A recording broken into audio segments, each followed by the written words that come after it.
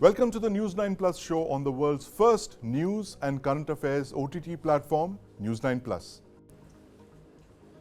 The Japan Airlines collision at Haneda Airport on the 2nd of January was a miracle. There were 379 passengers and crew on the aircraft when it turned into a fireball after a collision. But miraculously, not one passenger or crew were killed or injured. All of them were evacuated in minutes. And just 5 years ago, an Aeroflot accident in Russia saw a plane burst into flames on landing in Moscow, killing 41 of 73 passengers on board. Now, joining me to discuss this series of accidents and what we can learn from them are civil aviation expert Mark Martin, Mr. Jitendra Bhargav, former ED Air India, and my colleagues Ajith, Vijay, Kumar, and Justin Thomas. Gentlemen, welcome to the News9 Plus show. Mr. Bhargav, first questions to you. What went through your mind when you saw that JAL aircraft turn into a fireball and just race down the runway? You know, the first thing that strikes whenever you see an aircraft in such a situation is what kind of casualties one can expect or what will happen. Right. But then, if you are an airline person, you know the kind of training that has been imparted to the cabin crew. Yes. And it is the cabin crew who turn out to be heroes in such situations. Right. You know, whenever we take a flight and the air hostesses give the demonstration as to where are the exit doors, which that lights will lead you to the thing, we'll open the doors and this is how you need to disembark from the aircraft in an emergency situation.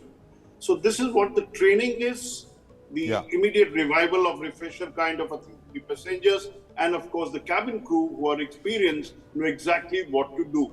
And at times there is simulation done as to what time frame all passengers can be evacuated from an aircraft. And now I tell you the basic thing is training has held the cabin crew in good stead. Passengers were alert, but the comparison with Aeroflot, I wouldn't agree on that. But for the simple reason, what matters also is where the aircraft is, what speed it is on, and where is it going to be grounded. So if you are, for example, landing on an air tarmac in a speed kind of a thing, then the evacuation becomes difficult. You want to wait till the aircraft comes to a grinding halt and then start. But all full credit to the cabin crew of Japan Airlines. They've done an exceedingly good job and justified the training that an airline imparts to the cabin crew and at considerable expense. And of course, the passengers all need to also pray to the Almighty that everything went their way and they were safe. Right. Mark, this point that Mr. Bhargav mentioned, the fact of the cabin crew being really alert and of course the passengers. Do you want to add to that? You think how important is the training that cabin crew get? How significant is it to avert catastrophe as it was in this case? Hi Sandeep, thanks for having me today. I think we need to be very clear that while there is a relentless focus on training, there are very few airlines that really do a lot in terms of evacuation simulation training. Now, this, the Aeroflot and the S9 Airlines and the Trans-Asia Russian incidents are really not good examples. The best example would be Asiana San Francisco crash, which happened in 2013-14. Right. Now, that's again one of the perfect examples of how alert cabin crew is. But I want to highlight a very important factor here. The level of quality of cabin crew and their ability to evacuate 200 or 300 or 400 passengers calls for a ridiculously high level of mental alertness. And you know, in my experience of having done cabin crew evacuation drills where you incapacitate the person and then the remaining crew doesn't know what to do and they're still trying to wait for an evacuation command.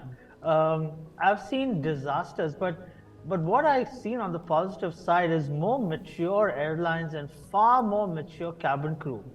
I'm talking about cabin crew who've been there for 20 years and who've been flying in active service between 35 and 45. Their agility to evacuate an aircraft is far more higher. Now, I think what we saw with the crash, the Japan Airlines crash, the A350 crash it's really not a miracle. That comes from relentless, constant evacuation training, seeing scenarios, seeing experiences. you know, let's go back to Swiss Air 111. Let's go back to, sorry, let's go back to Sioux City crash of United Airlines. Let's look at what happened with, you know, the famous US Airways crash on the Hudson. Yeah. I mean, not only did the crew evacuate everybody, they had enough Right. time Yeah. to pick up their luggage and their cap and get into the in the life raft. Right. So the In fact- point I'm trying to say here Yeah. is that this level of capability of training and standard, Yeah. it, you know, sadly does not exist or resonate in India, Sandeep. In India, our training level of standard is very, very low. Right. Possibly the closest, the nearest in terms of high training standard I can possibly recall is what maybe Indian Airlines has or had, or Air India has or had. Because we have examples in India where, you know, the Airbus A320 crash, the Bangalore crash Yes. of 1989-90. 89-90, You know, the crew nearly evacuated almost 80% of people. Right, The ones who perished were the ones who were in the direct line of fire. Yeah. You know, when the engine, when Yeah. the fuel tanks exploded. Right. So, you know, the point I want to raise here, which is you know, I'm a safety guy and I'm Yeah, going to talk yeah. safety. We need to have holistic and integrated cabin crew training. Yeah. A center, a facility like how Lufthansa has one, Yeah, yeah, like how you know, Air France, or where, you know, you simulate smoke in the cockpit, you simulate Yes. you know, low visibility water, and you know, once you train people to deal with that panic and anxiety Yeah, while yeah. you're evacuating people, that itself builds a lot of confidence when you're in an actual, you know, God forbid scenario. Yes. Now, where we are today, Sandeep, and you know this because you've been in this, you've been covering aviation for a long time. I know when you were in India today. The bigger point in all of this has got to do with, you know, getting out there and looking into some of our private airlines to see the level of effectiveness of that training. Yeah, absolutely. And Sadly. Mark, I want to bring in Ajith because Ajith tracks aviation very closely. Ajith, the point that Mark was making, the fact that we need to create this kind of, we focus on the pilots and the simulators and the cockpit, all of that, but we neglect this thing of training cabin crew to evacuate, you know, passengers. And the 90-second rule that we were talking of. Right. How important is this to learn from this and quickly create these kind of simulators to Right. create all those conditions Of course, you know, and coming to this particular accident, I think one thing that should be talked about is the Japanese obsession to safety. Right? Yes. So not just the airline, and I'm not just talking about airline and training here. The common people there, Yeah. they are obsessed when it comes to safety. They follow rules. Yeah. You have to understand one thing, that you know, there were only 12 cabin crews here. Yeah. For them to evacuate over 350 people, it has happened only and only because the people there Yeah. also understand the rules of They know didn't how stop to collect their luggage. correct their and they did not phones stop to collect their Right. collect their hand baggage and Yeah, run off the plane. Yeah. That's important. But when it comes to the training part, what was being mentioned by Martin, I think aviation as an industry, Yeah. if you were to look at it purely from a point of view of being a transport service, right? Yeah. It is the safest, and it is the safest because there is a whole lot of focus on safety. Because you know, when we are flying at 36,000 feet, Yes. you know, lot of rules have been set into place, and I think it would be not right, in my opinion, to say that Indian safety standards are way far below Yes. than the global standards. Of course, we need to do some bit of catching up, Right. but it's not that our cabin crew is not well trained. Right. And the fact of the matter is that when we are in an aircraft, Yeah. and when we are about to land, I think the cabin crew there is not there to serve you drinks, right? Yeah, absolutely. They have been trained, and their primary objective there Is to be safety of the passengers. yeah, and Absolutely. I don't think so that they can board an aircraft Yeah. without having been trained adequately. So my view is that it's not that Indian airlines are like kind of ignoring it. Right. I want to ask this question to Mr. Bhargav, but first, Justin, you've been covering aviation as well, and the spate of near misses and accidents that we've seen in the last couple of years. You know, we asked these questions about whether Indian skies are safe or not, but This is one of those positive examples that we can learn from. What do you think we need to, what are the lessons that we need to draw from this? See, a couple of lessons that are straightforward. One is obviously there's the first issue that comes up is the communication. Was a communication failure? Because the latest reports claim that the JAL aircraft was given the authorization to land. That's what they're saying right now. So the question arises, obviously, how come there was a second aircraft there? That's the lesson number one. Second is obviously the one that we've been harping on. Safety is one area which is always evolving, changing, situations changing. You are got to come up with those industry standards that has to be matched up. And the aviation being such a body which is crucial, which affects everyone. So like for example, this crash, Airbus sent a team to Japan to check on why, what happened, what is the condition of their plane. So the safety is part of this. Thirdly, obviously, the kind of aircraft that we are getting right now. So these are made of composites right now. Earlier it wasn't so. Now the ratio of composites in the newest aircrafts are more. So now they are trying to see that can it withstand this high level heat of fire. By currently what we have seen is that it hasn't, because the airlines, the crew was able to take out all those passengers out, even though in short time, but they managed to. So the question is again that so there are a lot of tests that are going to happen next on those. We are going to learn a lot from those reports, and that's in a way good for the industry itself, because this is a one major fire case that has happened where a very new aircraft has been involved in. So there are quite a few lessons ahead for the industry. To learn, indeed, Mr. Bhargav. I was just looking at this Saudi flight 163 incident in 1980. If you remember, there were 301 passengers that died. They landed safely. The plane caught fire, and the pilot delayed in ordering the evacuation, and all those passengers, they died of smoke inhalation. And here, nearly 40 years, more than 40 years later, you have a case of all the passengers, being safely evacuated. Is it becoming safer to fly now with the passage of time and, lessons like this being learned? Yes, the airline industry is becoming safer and safer. What happens is that every time a mishap takes place, there is a study undertaken not only by the airline concerned, but even by the aircraft manufacturer. And this is what leads to improvements on what kind of material is to be used, what kind of training is to be given. Like, for example, Ajith made a mention of it. There's a refresher course. It is not a one-time training when a cabin crew is recruited. Every 6 months, they have to undergo refresher course for safety, with including how to come out of the chute and when to open it. All those kind of things are familiar. Then there are exercises even conducted by DEC observers who come on the aircraft to check with cabin crew as to whether they know where the oxygen kept, how will you open the emergency door. And if you recall, when you are on an aircraft, an air hostess comes near the emergency door and checks with the passenger also if he is secure, safe, he is healthy enough to open the emergency door, etc. So, these are regulations that have been in place for a long time, and they are not taken for granted.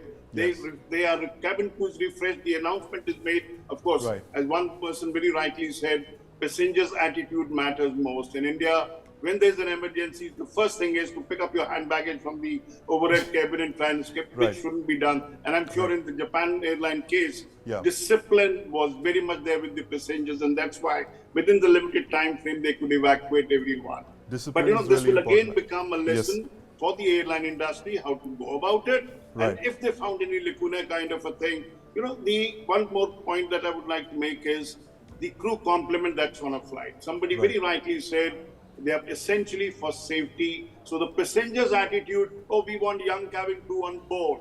Well, you must have more experienced cabin crew on board for your own safety and security. Then look for the glamour part of it in the cabin crew. I'm afraid, Mr. Bhargav, we're totally out of time here, but thank you very much for your views. And my friend Mark Martin, Ajith and Justin, this is a story that we are going to be looking at from the safety point of view, the lessons that India can learn from this fireball where all the passengers made it out miraculously.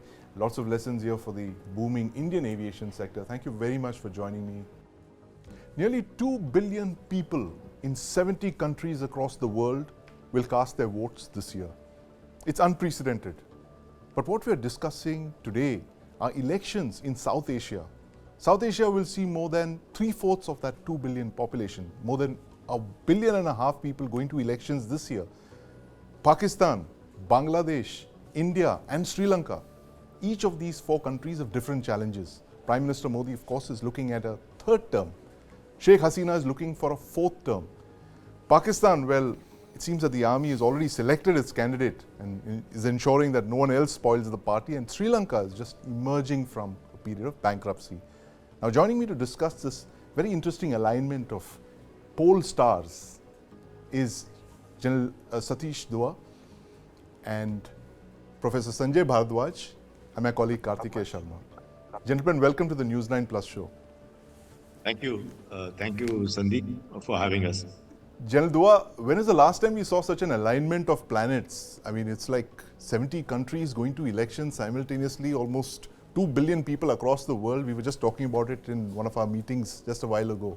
I am not a student of political science, but even as a informed citizen, I mean, I think this must be a field day, not a field day, a field year for the cephalogists, Right. because so many elections at one time during 1 year, and today's world is always very interconnected. So Yeah. elections in one part of the world matter to the other, and I think we are going in for a Absolutely. very different. And your favorite country, General Dua, is it an election, a selection, a government or a hybrid government? What are we going to see in Pakistan this year?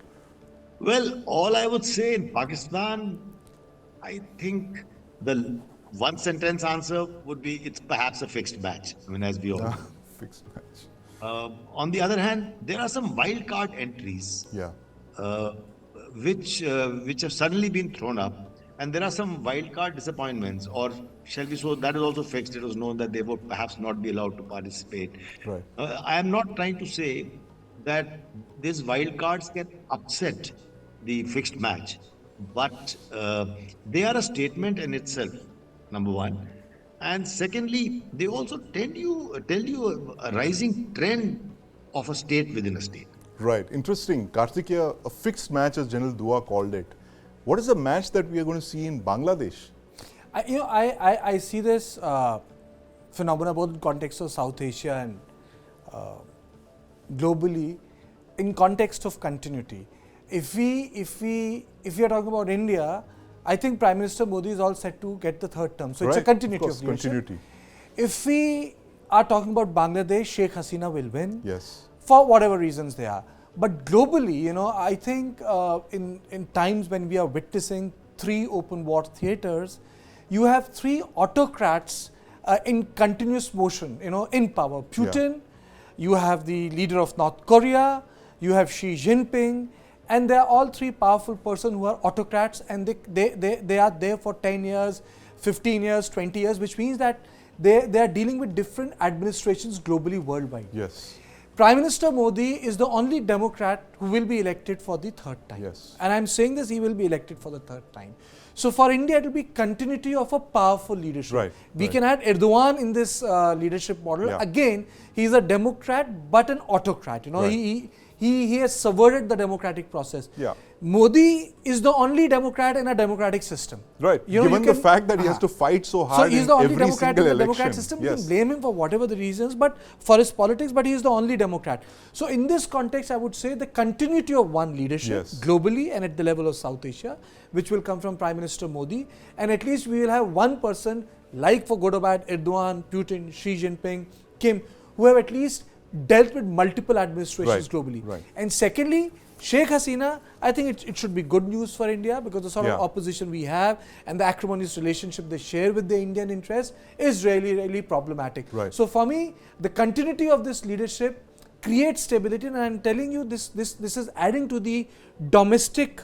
pro-incumbency narrative also. Right. Continuity in leadership. Pro-incumbency. And Kartikeya, as General Dua was saying, that in Pakistan also it's continuity. Let's not forget, the army has continuously been in power there for the last, half century, and occasionally they capture power directly, but the rest of the time they're ruling from behind, you are absolutely right. Pakistan is a hard state, hybrid state, where they continue to change prime ministers, which accrues from their likes or dislikes. But the larger issue for us in context of, as you have defined it, mandate South Asia, is at least, and I feel that, this whole SAC-WAC is a very colonial relic. Yeah. At least we have one leader who has a global stature, Right. and there will be continuity in our political process, foreign policy process, and in our strategic affairs at a time when there are so many challenges. Uncertainties. The That's right. Premier of Maldives is going to Yeah. visit China. Absolutely. He had visited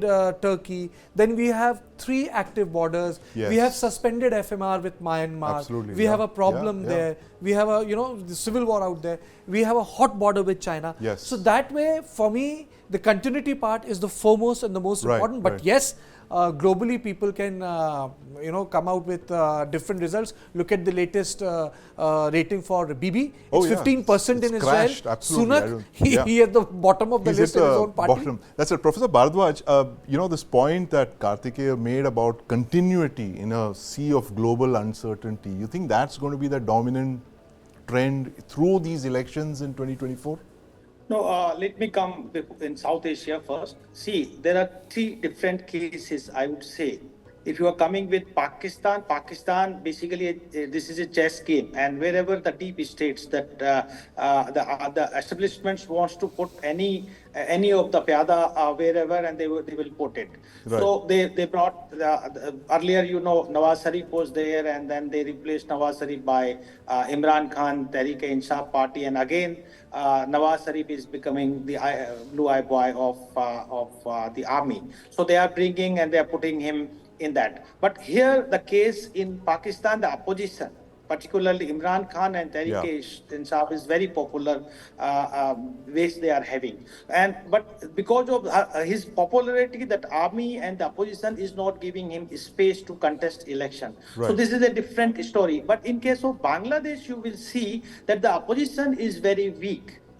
Very weak because they are out of power for last 15 years. They are having financial crisis, and Khaleda Jia is very old, and Tariq Rahman is sitting in London and trying to control the party, and they are not giving enough space to the BNP leaders. So the problem is that because opposition is very weak, the position is very strong because of her policies. Her foreign policy, her economic performance, and the way Bangladesh is graduating and to developing countries, the way Bangladesh is performing in socio-economic indicators. So that is one of the strengths that she is coming out again in the elections. She's trying to make it more democratic. 27 political parties are participating, but those parties are, you can say, they do not have much basis except Jatiya Party. This is a different case. Now, if we are coming to India, of course, the BJP is now more organized, has a strong line of leadership. Have been controlling, and they are also performing globally and domestically on economic and on foreign policy issues. So it's very strong point that Modi is doing well in electoral politics as well. But while you're coming the other states, while you're putting like Xi Jinping and Putin, and then you're coming to Biden, Xi Jinping and Putin, definitely they have been very strongly coming out as a military power, economic power. But while you're coming with Biden has to face a lot of problems because of Ukraine crisis, because of Israel and Hamas conflicts, and the Western countries are not very much happy with this because of the rise of fuel and energy and all resources. So those are different cases. But other South Asian countries, like Sri Lanka and Maldives and Sri Lanka, because of the economic crisis. Maldives, definitely the extra-regional powers are very active.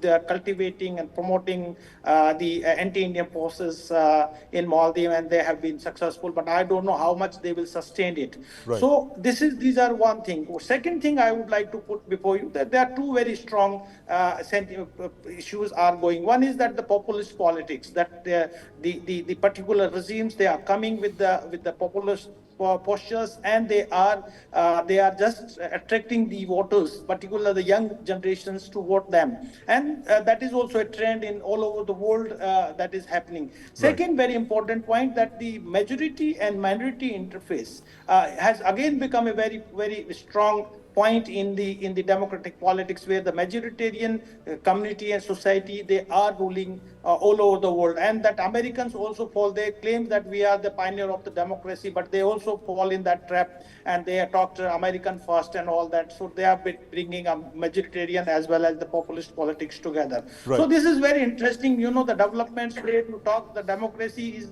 where the popular control on decision making and decision makers are there, and there is equality of citizenship, but that those factors are not working. Right. In fact, I want to well. ask General Dua this, based on what you just mentioned, Professor Bharadwaj. General Dua, Bangladesh goes into the elections in just a few days from now. Now, we would very much want Sheikh Hasina to come back to power. She's good for India. She's been there. She's brought stability to Indo-Bangladesh ties. She's acted on insurgents that were sheltering inside Bangladesh, which is not what we can say about Khalida Zia when she was in power. What is this superpower tussle that's going on in Bangladesh, China versus the United States, and why is the US so pro Begum Khalida Zia? Why are they, so to say, putting the screws on Prime Minister Hasina's party? And India, of course, has been trying to tell the US, listen, don't push Sheikh Hasina into the China camp. Could you explain to us this interesting proxy political battle that's been going on in Bangladesh? You're right. It seems very surprising as to why US would take such keen interest in a small country like Bangladesh. To my mind, not only in Bangladesh issue, but in several other issues around the globe, while US is cozying up with India in many ways, but in certain ways it also perhaps wants to keep India on a bit of a check. Right. Somewhere it wants to put India also on a notice. Right. I mean, it's not that, India doesn't get that kind of support that Israel gets from the US, for instance. So here also, because it's a conundrum that's not so easy to understand. I think it's almost like trying to, because India is wholeheartedly backing the present regime, and which has, like you rightly said, has been good for India.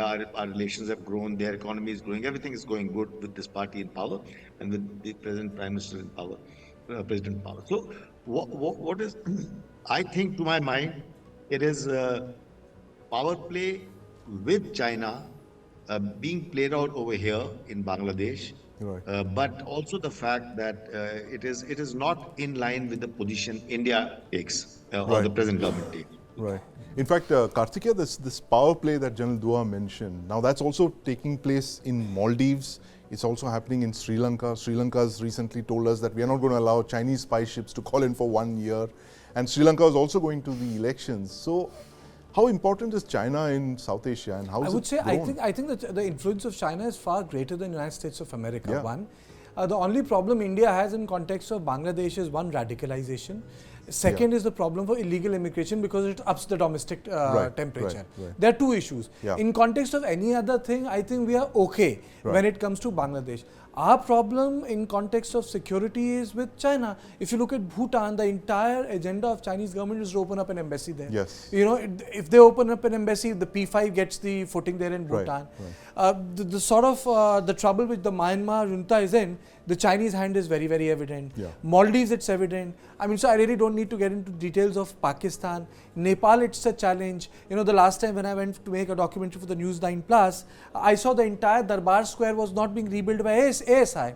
The Darbar Square after the earthquake is being built by the Chinese. Yes. You know, we were the one who were rebuilding and preserving Angkor Wat in 70s and 80s. That's our expertise. Yes. But then you have got Chinese to build that, and they're doing a shoddy job. Yeah. I saw it myself when shooting that documentary. So my point is that, again, I'll come back to continuity. At least our election for now is throwing up a leader who has seen the politics of at least global South Asia for last 10 years and is going to be in the helms of affair for next 5 years at least, because we are also witnessing a shift in our foreign policy, in our defense doctrine, you know, this calling of the nuclear bluff of Pakistan, or our alignment which started with PV Narasimha in 1991 with Israel. And General Dua played a very big role in that. You know, it has become more robust distant close with Israel. So at Jaishankar's interview, I know it's political, but he said, when he says Patel, it reflects a different mindset. Yeah. It's very evident from the letters of correspondence between Nehru and Sardar Patel in early 50s. So I think that shift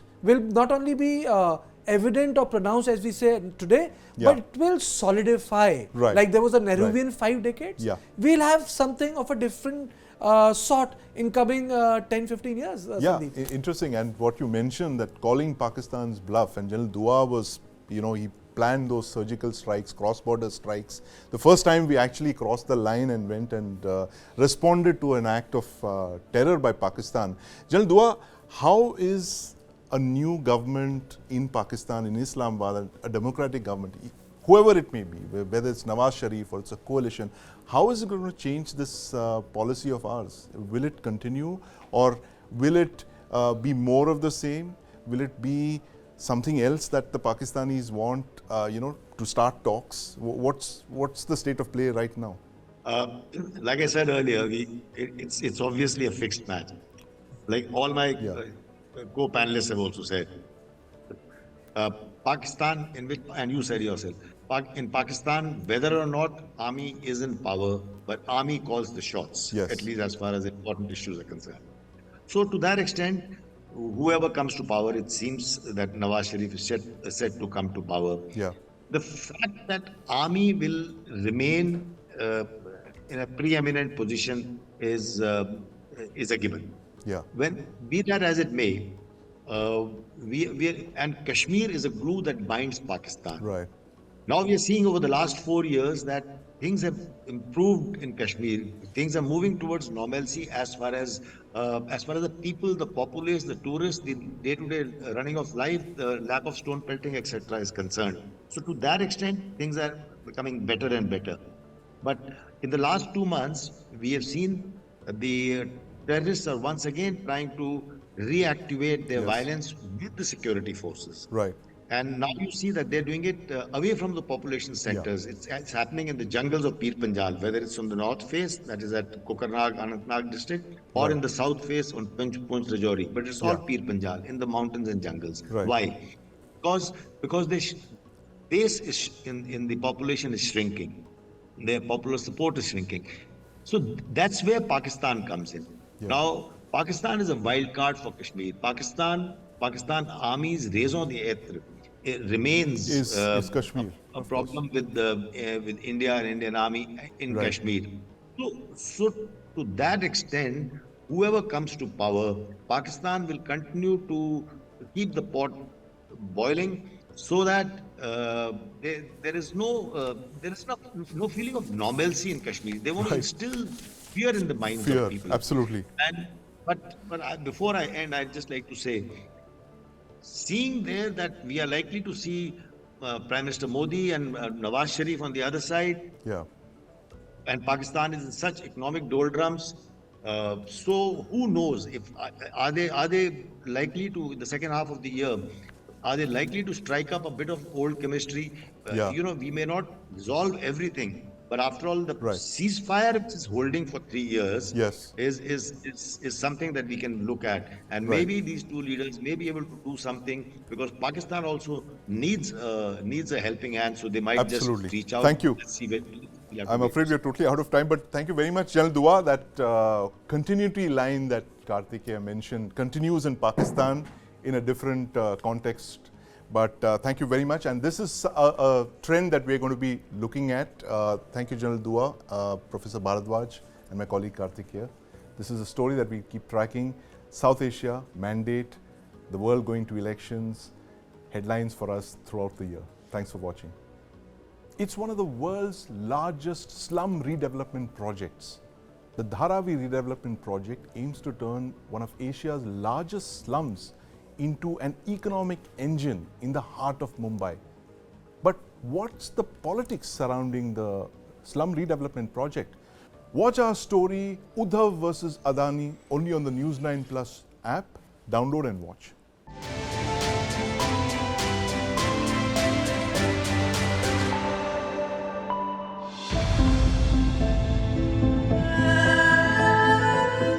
73-year-old Parvati Bai Jadhav has been staying at this hut in Dharavi for the last 50 years. Her family of 4 dreams of moving out of their 100 square feet home to a larger and concretized house once Asia's largest slum is redeveloped. But their dream may run into a number of roadblocks. हा जगातला सगळ्यात मोठा TDR भ्रष्टाचार आहे. जनता को गुमराह करके धारावी वालों का जमीन लूटने का अगर कोई प्रयास कर रहा है तो वो प्रयास को हम लोग सक्सेस होने नहीं देने वाले.